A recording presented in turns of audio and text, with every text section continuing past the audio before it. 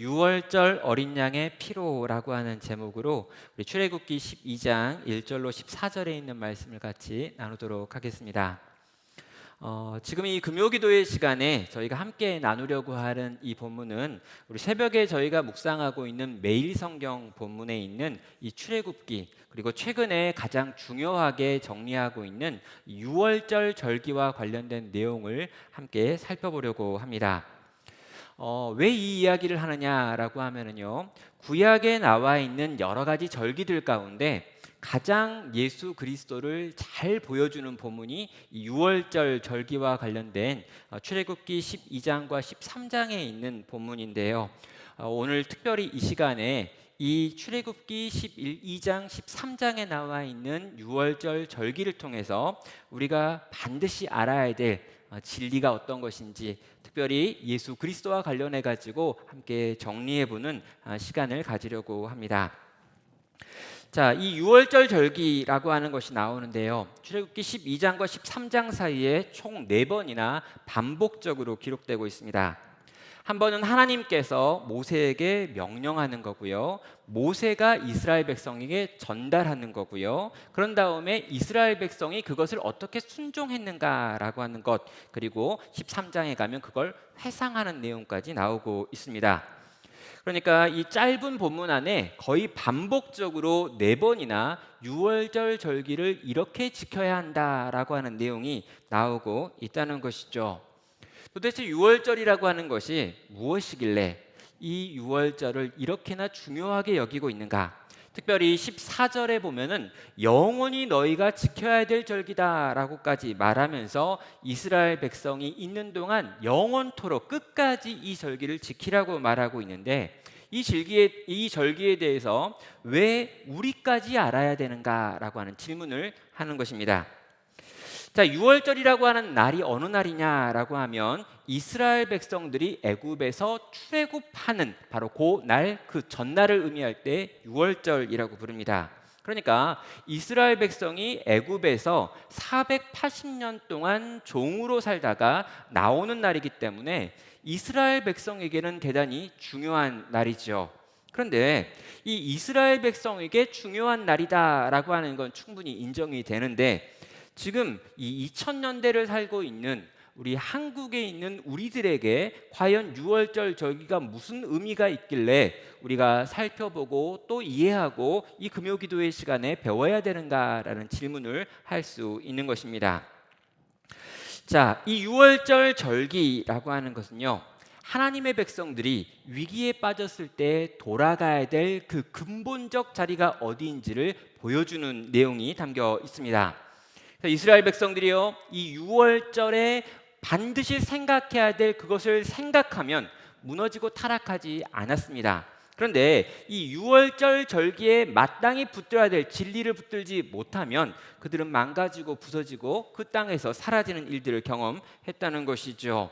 도대체 이 유월절 절기는 뭐길래 이스라엘에게 근본적인 자리였고 오늘 우리에게도 근본적인 자리인가라고 물 수 있는 것입니다. 여러분, 특별히 상황이 예측하기 어려울 때, 길을 찾기가 어려울 때, 산에서 길을 잃었을 때 우리가 해야 될 일은 높은 곳을 찾아 올라가는 것입니다. 혼란스럽고 어려울 때 길을 찾겠다고 뛰어다니면 안 된다는 거죠. 여러 지나가는 사람들한테 물어보면서 이 길을 어떻게 가야 되느냐라고 물어서도 안 됩니다. 정말 어려운 때, 막막한 그 순간에 우리가 해야 될 선택은 높은 곳에 올라가서 방향을 바르게 잡는 것이죠. 근본적인 것을 질문하고 근본을 붙들고 근본에 입각해서 움직일 때라야 우리는 그 자리에서 길을 찾는 것입니다. 유월절은 성도에게 그 기본이 무엇인지를 보여주고 있습니다. 우리가 왜 이 땅에 존재하고 어떻게 이 땅에 존재하며 무엇을 향해 달려가야 되는지를 보여주는 것이 유월절 절기라는 것이죠. 자, 오늘 이 본문에서요, 첫 번째 우리가 정리해야 될 메시지는 이 유월절 절기가 가지고 있는 이 특별성을 한번 살펴봐야겠습니다. 2절과 3절을 보면은요, 이달을 너희에게 달의 시작 곧 해의 첫 달이 되게 하고 너희는 이스라엘 온 회중에게 말하여 이르라. 이달 열흘에 너희 각자가 어린 양을 잡을지니 각 가족대로 그 식구를 위하여 어린 양을 취하되라고 말하면서 요 6월절 절기의 시작이 나옵니다. 이 달을 너희의 첫 달로 삼아라라고 이야기하고 있죠. 이게 아비벌이라고 하고 우리가 가지고 있는 태양력으로는 3월과 4월 사이인데요. 이스라엘에게는 요때가 1월이다, 한 해의 시작이다라고 정하라는 겁니다. 그리고 이렇게 한 해의 시작이 되어지는 이때 10일 날 너희는 어린 양 하나씩을 다 챙기라고 이야기하고 있습니다. 그런 다음에 12절부터 13절을 보면은요, 내가 그날 밤에 애굽 땅에 두루 다니며 사람이나 짐승을 막론하고 애굽 땅에 있는 모든 처음 난 것들을 다 치고 애굽의 모든 신을 내가 심판하리라. 나는 여호와라. 내가 애굽 땅을 칠 때 그 피가 너희가 사는 집에 있어서 너희를 위하여 표적이 될지라. 내가 피를 볼 때 너희를 넘어가리니 재앙이 너희에게 내려 멸하지 아니하리라 라고 말한 다음에 지금 이 어린 양이 10일 날 잡았는데 14일까지 보관하였다가 14일 날 그 양을 잡아서 그 피를 그 문에 설주와 임방에 바르면 하나님께서 멸망케 하는 자를 보내가지고 그 집에 있는 모든 장자를 칠 때 하나님의 보호로 인하여 너희 안에 있는 그 집안에 있는 자가 죽지 않게 될 것이다 라고 하는 이야기를 하고 있는 거죠. 6월절 절기는요, 대체적으로 그렇게 어려운 절기는 아닌 것 같습니다. 그런데요, 이렇게 6월절이라고 하는 것, 하나님이 그들 가운데 내리는 10번째 재앙, 장자의 죽음이라고 하는 재앙 앞에 두신 이 6월절 절기를 볼 때요, 이 절기가 어디에 위치하고 있는지를 알 필요가 있습니다. 우리가 읽었던 이 6월절 절기 12장은요, 하나님께서 애굽왕 바로에게 마지막 10번째 재앙을 내리려고 하기 직전에 주신 말씀입니다. 바로 왕에 대한 하나님의 심판의 내용이 나오고 있죠. 하나님께서 모세를 불러서 바로에게 명령하고 있습니다. 나는 여호와 참 신이다. 그러므로 너 바로에게 명령하는데 이스라엘 백성을 내보내라라고 명령을 하지요. 자, 이 말을 듣고 모세가 이 바로에게 이 말을 하면서 여러 차례 재앙을 이야기하고 심판을 이야기하고 바로가 회개하는 것처럼 보이고 돌려보내주겠다라고 이야기했다가 마음을 번복하는 일들이 일어났습니다. 자, 이렇듯 계속해서 일어나는 가운데 바로는요, 모세와 그 모세가 믿는 여호와 하나님을 비웃는 일들이 일어나죠. 나는 신인데 왜 나한테 뭐라고 하느냐 라고 이야기하면서 이 9번째 재앙이 끝난 다음에 다시 네가 내 눈앞에 나타나면 내가 너를 죽이겠다라고 하는 위협을 하는 것으로 이 9번째 재앙이 끝났습니다. 자, 더 이상 모세와 이 바로는 만날 수 없는 관계가 되었고요. 하나님이 계속해서 여러 차례 심판하시면서 기회를 주셨음에도 불구하고 이제는 더 이상 기회를 주지 못하는 끝난 때가 되었습니다. 바로는 여러 번 얻어맞았지만 그럼에도 불구하고 마음이 점점 굳어져 가지고 결국에 하나님께서 마지막 심판의 카드인 죽음이라고 하는 걸 꺼내게 된 거죠. 하나님이 보시기에 바로의 교만함을 다스릴 수 있는 마지막 방법은 바로 사망, 죽음이라고 하는 무기였기 때문입니다. 자, 이제 죽음으로 바로를 심판하십니다. 처음 난 장자들을 죽인다라고 이야기하고 있는데요, 장자를 죽인다라고 하는 것은 곧 모두를 죽일 수 있는데 그들의 대표를 다 죽인다라고 하는 것이고, 만약에 장자를 죽였는데도 불구하고 네가 움직이지 않는다면 모두 죽이겠다라고 하는 위협까지 포함하는 내용입니다. 오늘 하나님께서 12장 앞에서 바로 이 10번째 재판을, 이 재앙을 선포하시는 장면이 있는 것이죠. 자, 우리는요, 이 10번째 재앙을 하나님께서 말씀하시는데요, 이 10번째 재앙이 그 앞에 나와 있는 첫 번째부터 9번째까지 있었던 재앙과 뭔가 다르다라고 하는 것을 정리해야 합니다. 자, 앞에 나왔던 첫 번째 재앙부터 9번째 재앙의 특징은요, 경고가 나온 다음에 바로 폭격이 있었습니다. 내가 이러이러한 일을 행하겠다라고 말한 다음에 얼마 지나지 않아서 하나님께서 그 땅을 폭격하셨다는 거죠. 하나님께서 바로에게 말하고 바로가 변화되지 않으면 바로와 애굽 땅 위를 바로 때리셨습니다. 그런데요, 이 1부터 9가지 재앙이 있을 때 이 재앙이 가지고 있는 특징 중에 하나가 뭐냐면 이스라엘 백성들과 특별히 이스라엘 백성이 머물고 있는 고센 지역에는 내리지 않았다라고 하는 특징이 있습니다. 물론 성경을 보면은요, 이 첫 번째부터 세 번째까지 나오는 재앙에는요, 이스라엘 백성을 구별했다라고 하는 내용은 나오지 않습니다. 그런데 나일강에 피가 되는 재앙과 이 개구리가 올라오는 것, 또 이가 발생하는 재앙은요, 실제로 사람을 죽인다거나 엄청난 위해를 끼치는 재앙이 아니기 때문에 어느 정도 모두가 다 경험해도 크게 문제가 될 만한 재앙은 아니었습니다. 그런데 이 네 번째 재앙이 시작되면서 이 파리 재앙이라고 하는 것이 임하기 시작하면서 하나님께서는 계속해서 고센 지역에는 이러한 재앙이 없다라고 하는 걸 선언하면서 9번째 재앙까지 고센 지역은 피하시는 일을 하나님이 행하셨다는 거죠. 하나님께서는 이스라엘 백성에게 재앙이 임하지 않도록 자동적인 보호를 하시면서 애굽만 치셨다는 것입니다. 자, 하나님께서요, 이스라엘 백성을 애굽과 다른 방식으로 보존하고 지키고 있는 이야기가 계속해서 반복적으로 나왔고요. 하나님이 이스라엘을 특별 대우하고 있구나라고 하는 걸 모두가 알 수 있을 정도로 하나님은 이스라엘을 편애하셨습니다. 그런데요, 이렇게 하나님께서 1부터 9까지 이스라엘 백성들을 따로 보호하고 지키셨는데 오늘 이 마지막 10번째 재앙을 보면은요, 확연하게 다른 이야기를 하고 계시지요. 이 10번째 재앙은요, 이스라엘과 애굽 둘 다에게 하나님의 심판이 떨어지고 있습니다. 놀랍게도 멸망케 하는 자를 내가 애굽에 보낸다라고 말했는데 이 애굽은 이 고센을 포함한 애굽 전역이었습니다. 그리고 이 멸망케 하는 자가 온 지역을 다니며 죽일 때 이스라엘 사람들 히브리인이라 할지라도 그 집에 어린 양의 피가 없으면 죽임을 당하도록 말하고 계신다는 것이죠. 자, 이제까지는 계속해서 둘을 구별해 주었습니다. 이스라엘 백성들은 하나님이 자동적으로 보호해 주셨지요. 그런데 이 10번째 마지막 장자의 죽음이라고 하는 재앙은 이스라엘과 이 바로와 애굽이 다 똑같이 하나님의 명령에 순종하지 않으면 죽임당할 수밖에 없는 지금 재앙으로 나타나고 있는 것입니다.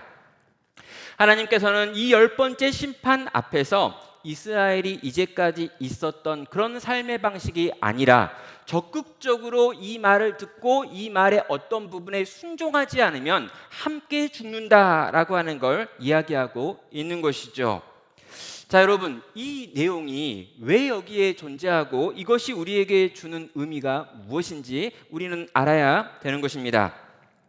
하나님께서 왜 이렇게 하는가라고 질문한다면요, 지금부터는 이스라엘로 하여금 너희가 구경만 해서는 안 된다라고 말씀하시는 것입니다. 이제 이 고센 지역도 하나님의 재앙 속에 들어가 있다라고 말씀하시는 거죠. 이제까지는 내가 너희를 철저하게 지켜줬는데 이제 이것에 대해서는 지키지 않겠다라고 말합니다. 너희가 일단 이 모든 것들에 대하여 인정하고 어린 양을 잡아서 그 피를 너의 집에 문설주와 임방에 바르지 않는다면 너희도 이 바로와 애굽과 동일하게 죽임당한다라고 지금 가르친 것입니다.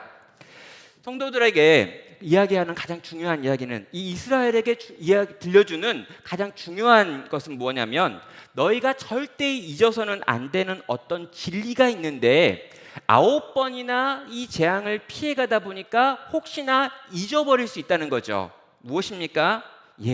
이 바로와 이 애굽 사람들과 너희 이스라엘은 두 종류 인간들 다 하나님의 눈에 보기에 죄인이며 망할 수밖에 없는 진노 가운데 있다라고 하는 것에 대하여 너희가 잊어서는 안 된다라는 것입니다. 너희 이스라엘과 너희를 압제하고 놓아주지 않는 완악한 애굽과 바로가 본질상 하나도 다르지 않다라고 하는 것을 가르쳐주기 위해서 이 10번째 재앙은 둘 다를 향해 동일하게 선포되고 있는 것입니다. 여러분, 이스라엘은요, 애굽과 애굽 왕 바로가 하나님께 두들겨 맞는 것을 보면서 대단히 신났습니다. 재앙이 하나하나 터질 때마다 비참한 몰골이 되어가는 애굽 사람들을 구경하는 것을 즐거워했죠. 그런데 그러고도, 그렇게 맞아 터지고도 정신을 차리지 못하는 사람들을 보면서, 야, 저 인간 완전히 망하겠다, 이제는 저렇게 끝나겠다라고 하는 생각을 하면서 굉장히 신나하기도 했을 것 같습니다. 자, 그런데 그렇게 기다리고 기다렸던 하나님의 최종 심판이 선포되어지고 이제 사망이라고 하는 가장 강력한 재앙이 임하는데, 그 관중석에 앉아가지고 구경하고 있었던 이스라엘 백성들을 향해서 너희도 저들과 똑같다라고 지금 하나님이 선언하신다는 거죠. 저 흉측한 바로와 저 흉악한 이 애굽 백성들과 너희 이스라엘이 둘 다 동일하게 사형이다라고 하는 선언이 바로 이 10번째 재앙이 가지고 있는 아주 독특함인 것입니다. 그와 너희는 나의 기준에 봤을 때 하나도 다를 바 없는 똑같이 죽어 마땅한 놈들이다라고 하는 것을 지금 가르치고 있는 것입니다. 사랑하는 성도 여러분, 여러분은 이 말에 대하여 어떻게 생각하십니까? 지금 여기서 하나님께서 우리에게 들려주기 원하는 건 뭐냐면요, 지금 너희가 구원받았다고 생각하고 있고 구원받을 수 있는 깨끗함이 있다라고 생각하고 아브라함의 자손이기 때문에 안전하다고 생각하는데, 그 아브라함의 자손이기 때문에 너희가 안전한 것이 아니다. 너희가 애굽 사람들보다, 바로보다 더 자랐고 착하고 성실하기 때문에 내가 너희를 지켜주고 있는 것이 아니다라고 하는 말을 하는 것이지요. 둘 다 죄인이라고 하는 걸 말하고 있는 것입니다. 사랑하는 성도 여러분, 우리는 우리 자신을 바라보면서 어떤 생각을 주로 가지고 계십니까? 나는 죄인입니다. 우리는 죄인입니다 라고 하는 고백을 우리는 종종 하기도 하고요, 그 고백에 대하여 별로 그렇게 부담이 없기도 합니다. 나는 죄인이지 라고 대부분 생각해요. 그런데요, 솔직하게 말하면 나는 죄인입니다 라고 말하는 이 고백 뒤에 뭐가 있냐면, 그래도 나는 저 사람들보다는 조금 나은 사람이야. 솔직히 말하면 대부분의 사람들에 비해서는 상대적으로 괜찮은 사람에 속하지라고 하는 생각이 오늘 교회를 다니는 우리들의 마음 가운데도 있다는 것입니다. 자, 나는 좀 괜찮아. 물론 죄인이긴 하지. 그러나 죽을 만큼 심각한 죄인은 아니야. 저 하나님을 안 믿는 저 사람들에 비해서 나는 굉장히 좋은 사람이고, 솔직히 말해서 그렇게 대단하게 나쁜 사람은 아니지 라고 하는 생각을 우리가 갖고 있다는 것입니다. 그런데요, 그런 생각을 가지고 하나님 앞에서 악인이 벌받는 걸 구경하면서 박수치고 있을 때 하나님께서 갑작스럽게 우리에게 하시는 말씀이 너희도 그들과 똑같이 죽을 수밖에 없는 죄인이다라고 선언하고 있는 것입니다. 그럼 이 말을 들으면요, 우리는 충격을 받게 되는 거죠. 내가 그렇게 악한 사람이라고, 내가 그렇게 교만하다고, 내가 저 바로처럼 부패한 인간이라고, 내가 저렇게 맞아도 변하지 않는 완악한 사람이라고, 나는 안 그런 것 같은데 라고 하는 마음 가운데 반발심이 올라오는 것이죠. 그런데 여러분, 그런 우리들을 향해서 하나님께서는 하나님의 말씀으로 너희도 하나님의 그 높은 기준으로 보았을 때 바로와 똑같다라고 하는 선언을 하시며, 성령 하나님께서 하나님의 백성들 가운데 하시는 일이 뭐냐면 그걸 깨닫게 만드시는 것입니다. 아, 그렇습니다. 내가 죄인입니다. 내가 잠시 생각을 잘못했습니다. 나는 좀 괜찮은 사람인 줄 알았습니다. 나는 저렇게 심각한 죄인이라고 생각하지 못했었는데 성령 하나님께서 내 안에서 나를 깨우쳐 주시니까, 아, 그렇군요. 나와 그가 다르지 않군요. 내가 바로고 내가 애굽 사람들과 같은 자였습니다 라고 하는 고백을 하게 만드신다는 것입니다. 사랑하는 성도 여러분, 이걸 우리는 기억해야 한다는 거죠. 여러분, 우리가 어떤 존재였는지를 기억해야 되고요, 어디서 건짐 받았는지를 기억하셔야 합니다. 그리고 내가 얼마나 심각한 죄인이었으며 죽을 수밖에 없는 자였으며 하나님의 기준에 입각했을 때 도무지 살 수 없는 자였다는 걸 기억한다면요, 그것을 회복한다면요, 그 진리를 붙든다면요, 그때 우리는요 교만하지 않을 수 있습니다. 그때 우리는 남을 판단하지 않을 수 있죠. 그때 우리는 남을 내 마음대로 움직이려고 조작하려고 하지 않을 수 있고요. 겸손해질 수밖에 없습니다. 하나님의 은혜에 대한 감사와 찬양이 회복되고요. 하나님께 나아가 드리는 예배에 우리의 신령과 진정을 담아 올려드릴 수 있게 되는 것입니다. 우리는요, 내가 적절한 대접을 받지 못했다라고 느껴서 이 분노하거나 서운한 마음으로 다른 사람들을 미워하고 분노하지 않을 수 있게 된다는 것이죠. 여러분, 우리가요, 신앙생활을 하고 있음에도 불구하고 그런 감정들, 그런 교만함, 그런 상대방을 판단하고 공격하려는 마음, 미워하는 마음, 이 교회를 깨고 분열시키려고 하는 마음, 누군가를 바라보며 섭섭하다고 느끼는 그 모든 마음들이 어디에서 나오느냐? 우리가 어떤 존재였는지를 기억하지 못하기 때문에 나오는 증상들인 것입니다. 허물과 죄로 죽었던 것이 바로 우리들입니다.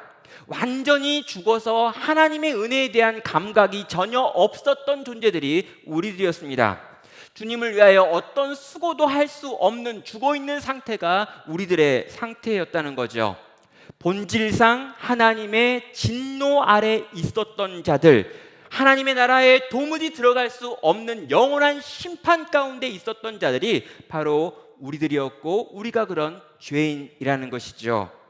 사랑하는 성도 여러분, 이 성경이 말하는 진리 앞에 여러분은 예라고 고백할 수 있습니까?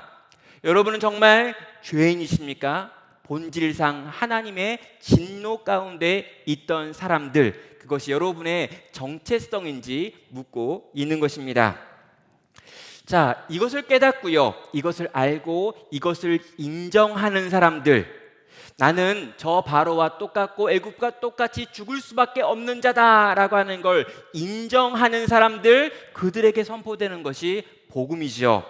오늘 본문은요, 그렇게 우리 모두가 다 죄인이다라고 하는 선언에서 끝나지 않고요, 그 다음에 그 죄로부터 죽을 수밖에 없는 우리를 살리는 구원의 방법이 있다라고 하는 복음으로 이어지고 있습니다. 무엇입니까? 유월절에 우리를 위하여 대신 죽는 어린 양에 대한 이야기죠. 여러분, 이 어린 양을 잡아가지고요, 자기들이 머무는 집의 현관 문 위쪽과 문 옆에 기둥에다가 바르는 것입니다.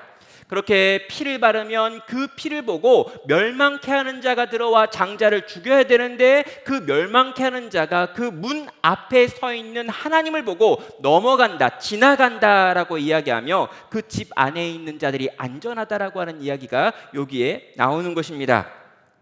이스라엘 백성과 바로를 분리하는 것, 하나님의 심판을 피할 수 있는 유일한 길은 딱 하나가 나오는데요, 유월절 어린 양의 피를 바르는 것입니다. 하나님의 죽음의 판결을 뒤집을 수 있는 것은 아무것도 없습니다. 하나님께서 죽이시겠다라고 말했다면 죽어야 합니다. 여러분, 하나님이 재판장이신데요, 이 재판장이 사망을 선고했는데 그 사망을 선고한 그것이 살아서 돌아다닌다면요, 그 재판장은 더 이상 능력 있는 재판장이 될 수 없습니다. 하나님이 정말 공의로우신 분이시라면 하나님이 하신 판결은 반드시 성취되어야 하는 것이지요. 죄인은 죽어야 되는 것입니다. 그런데요, 이 죽음의 문제를 어떻게 해결할 수 있는지, 그분이 이 죽음의 문제를 피해갈 수 있는 방법을 만들었는데, 그게 바로 무언가가 그 죽어야 될 대상을 대신하여 죽는 것이었습니다.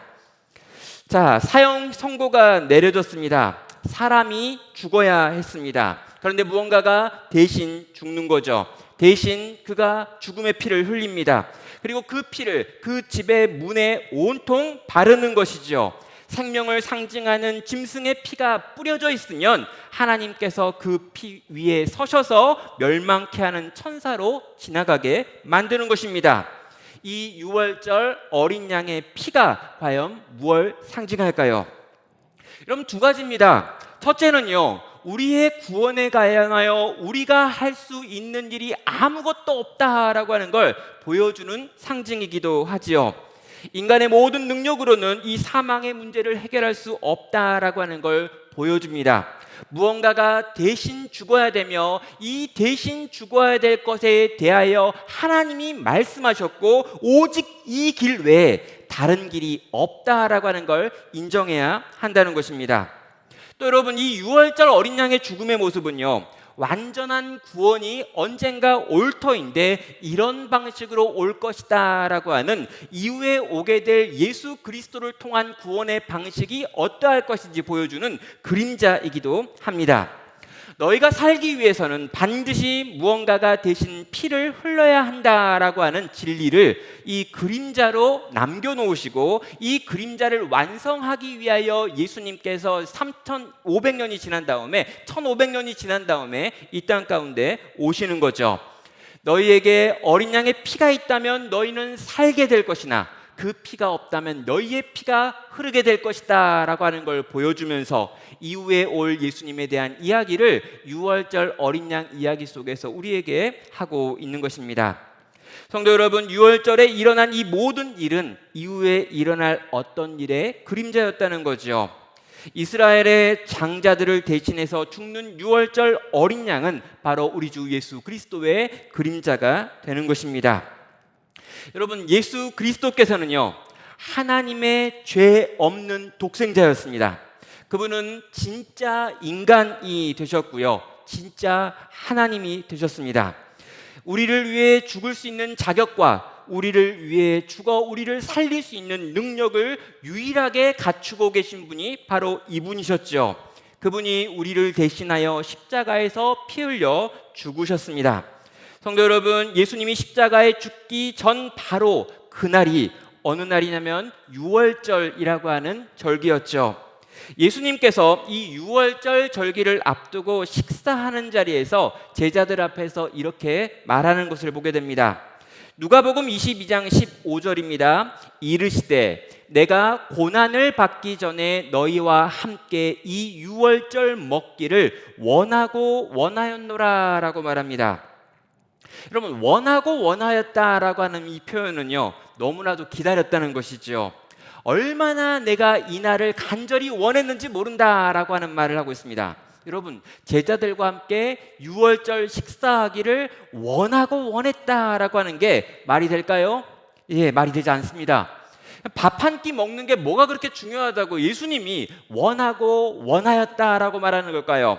여러분, 이건 단지 한 번의 식사를 의미하는 것이 아니라 예수님께서 인간이 죄로 말미암아 망가지고 난 이후에 이제까지 계속해서 그 마음에 품고 있었던 것이 이 유월절에 이 인간들을 대신하여 죽는 양과 같은 죽음을 당함으로 이 인간들을 살리게 되는 것을 그분이 그토록이나 원하고 원했다라고 하는 것을 보여주는 것입니다. 출애굽 때 이스라엘을 위하여 피 흘려 죽임당한 이 어린 양들이 AD 1세기의 이 유월절 절기를 맞아 죽으실 예수 그리스도의 그림자였다는 것을 예수님께서 이렇게 제자들에게 가르쳐 주신 것이죠. 성도 여러분, 우리는 피를 좋아하지 않습니다. 왜인지 주님의 보혈 이런 이야기를 하면요, 좀 이렇게 옛날 사람 느낌이 납니다. 여러분, 좀 이렇게 설교를 하는 설교자인 저도요, 예수의 피, 예수의 보혈 딱 하는 이야기 하는 순간 갑자기 제가 어렸을 때로 돌아가면서 그때 좀 유행했던 그 부흥사분들이 하는 이야기가 떠오릅니다. 여러분, 예수의 피, 예수의 보혈, 예수의 십자가, 예수의 고난, 그분이 우리를 위하여 대신 십자가에 달려 죽으셨습니다, 이런 이야기는요, 아주 믿음의 초보나 하는 이야기, 그래서 새신자반이나 새가족반에서 들었을 법한 이야기, 그리고 우리같이 고상한 신앙을 가지고 있고 이 현대를 살고 있는 우리들에게는 별로 그렇게 매력적이지 않는 이야기로 보이고 들려진다는 것이죠. 저 역시 마찬가지입니다. 조금 더 세련된 이야기를 해야 될 것 같다라는 생각을 할 때가 많은 거죠. 조금 더 세련되게 이 시대에 어떻게 해야 되는가, 이 사회를 어떻게 읽어야 되는가, 이 세대를 가면서 어떻게 교육학적 이론을 가지고 상담을 가지고 또 이렇게 심오한 것들을 좀 이야기할까, 이런 생각들을 할 때가 있어요.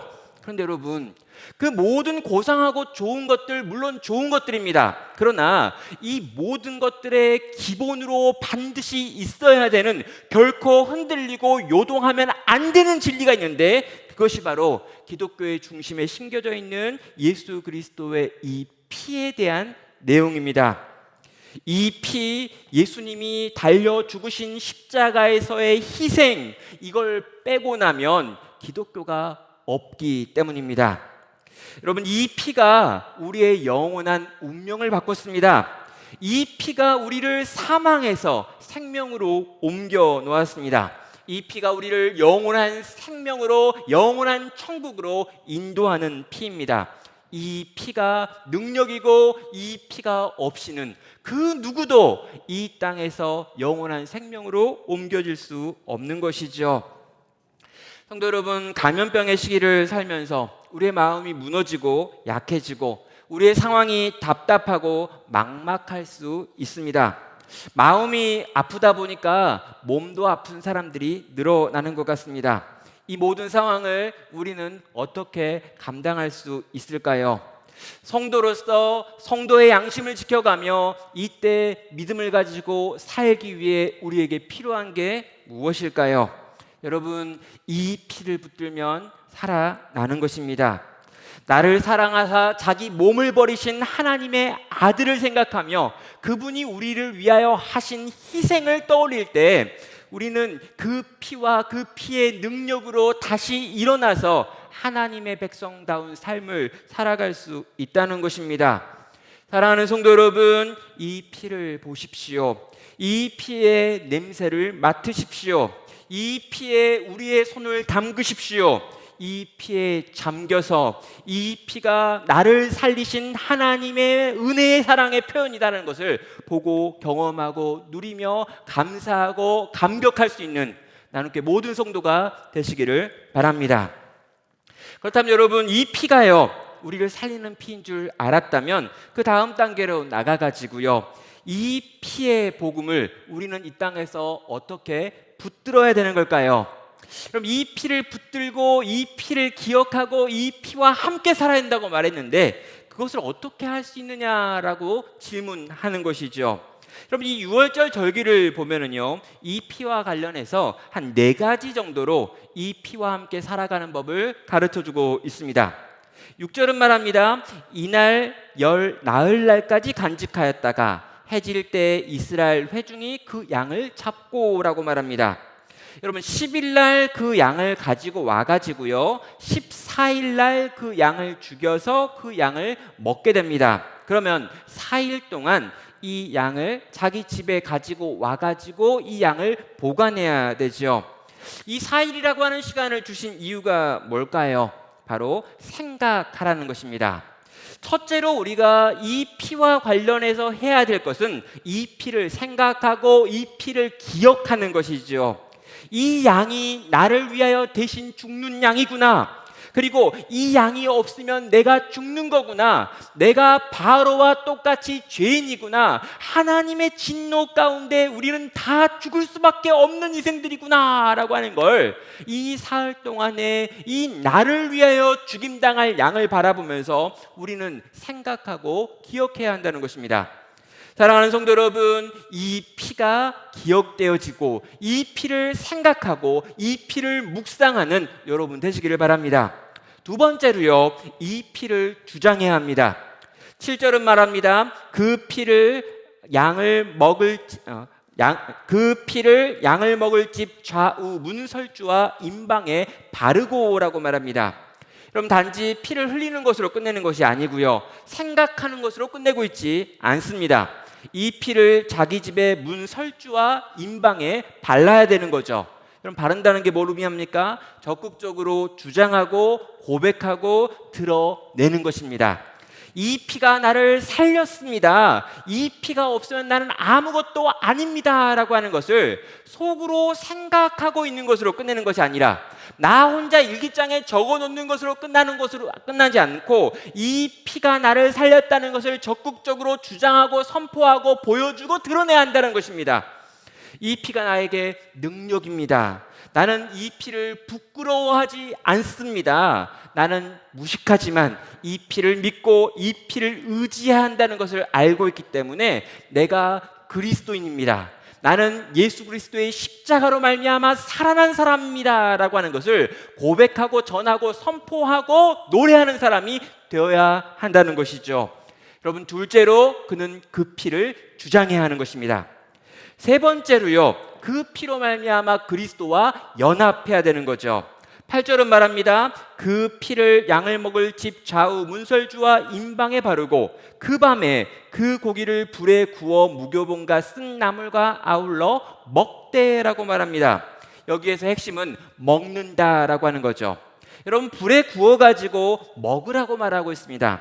여러분, 먹는 게 뭘 의미할까요? 이 어린 양이 내 피가 되고 내 살이 되도록 먹어서 그와 내가 하나가 되는 것입니다. 이 어린 양과 연합하는 것이죠. 여러분, 주장하는 것으로 끝내서는 안 됩니다. 은혜가 완전히 내 살이 되고 피가 될 때까지 그와 내가 하나가 되는 자리로 나아가야 되는 것이죠. 내 삶 전체가 완전히 주님과 연합하고 주님이 내 인생의 주인이 되고 나를 이끌어가고 내 머리가 되어 내 삶 전체를 이끌어가도록 그분과 하나가 되는 것. 그래서 이제는 내가 사는 것이 아니로 내 안에 계신 주가 사는 것이다 라고 하는 고백이 나올 만큼 이 어린 양과 하나가 되는 것을 향해 나아가는 이 연합이 이 어린 양의 피를 믿는 자가 살아야 될 세 번째 방식인 것입니다. 마지막 네 번째는요, 이 세상과 단절하라라고 하는 말이 나오고 있습니다. 11절은 말합니다. 너희는 그것을 이렇게 먹을지니 허리에 띠를 띠고 발에 신을 신고 손에 지팡이를 잡고 급히 먹으라. 이것이 여호와의 유월절이니라. 여기 보면 급히 먹어야 합니다. 심지어 허리에 띠를 띠고 발에 신까지 신고 손에 지팡이까지 들고 있죠. 그리고 이렇게 그들이 먹어야 될 이유는 이 유월절 어린 양을 먹자마자 곧바로 일어나 가지고 밖으로 나가서 애굽을 떠나서 하나님의 백성들과 함께 광야로 나아가서 가나안을 향해 걸어가야 했기 때문입니다. 편하게 주저앉아 가지고 양을 먹으면 안 됩니다. 잠옷을 입고 양을 먹을 수가 없습니다. 이 애굽에서의 삶, 그러니까 하나님이 없었던 삶의 모든 방식을 그대로 유지하면서 하나님의 어린 양과 하나가 될 방법이 없기 때문에 이 어린 양을 먹으면서 그들은 떠날 준비를 했고 이 어린 양을 먹음과 동시에 그들은 애굽을 떠났다는 것입니다. 장차 망할 성 장망성으로부터 그들이 이전에 가지고 있던 육체의 욕망이 움직이고 있던 그 세상의 삶의 방식으로부터 그들은 과격하게 단절하고 끊어내고 나왔다는 것이죠. 성도 여러분, 맞습니다. 우리가 정말 감정적으로 하나님을 사랑하는 분들이 있어요. 그리고 내가 예수님의 보혈의 피를 떠올리면 눈물이 난다라고 말하는 사람이 있습니다.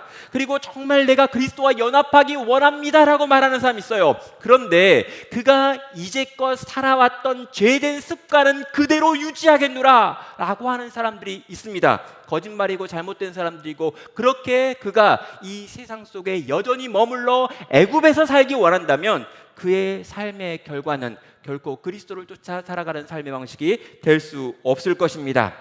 네 가지를 정리하고 있습니다. 생각하라고 말하고요, 주장하라고 말하고요, 연합하라고 말하고, 과격하게 단절하라라고 말씀하는 것입니다. 이것이 피의 복음이 우리에게 요구하는 삶의 태도인 것이죠. 사랑하는 성도 여러분, 이 예수 그리스도의 보배로운 피의 능력을 경험하는 삶을 살아갈 수 있기를 주의 이름으로 축원합니다. 우리가 이렇게 주님의 보혈의 피를 생각할 때, 또 그 피를 주장하고 선포할 때, 그 피로 말미암아 그리스도와 하나가 되기를 결단할 때, 그리고 과격하게 이전에 내가 가지고 있는 육체의 소욕과 단절하여 끊어내고 나올 때 우리 주께서 그의 능력으로 우리를 붙드실 것입니다. 본질상 하나님의 진노의 자녀였고 바로와 애굽과 똑같이 망해야 될 그들을 살려내실 것입니다. 살려내시되 그냥 살려내는 것이 아니라 하나님이 기뻐하시는 그 뜻을 따라 한 인생을 사용하여 주실 것입니다. 사랑하는 성도 여러분, 이 말씀을 받고요, 이 말씀을 의지하여 이 유월절 어린 양 대신 예수 그리스도를 다시 한번 여러분이 품어 안으시기를 바랍니다. 가장 기본이 되고 가장 기초가 되는 예수 그리스도의 피의 복음을 다시 한번 떠올리시길 바랍니다. 우리를 살리신 그 이야기를 다시 한번 품고 그 이야기로 다시 일어나서 이 어려운 때, 이 힘겨운 때 주와 함께 걸어가기를 선택하시는 귀하고 복된 성도 되시기를 주의 이름으로 축원합니다.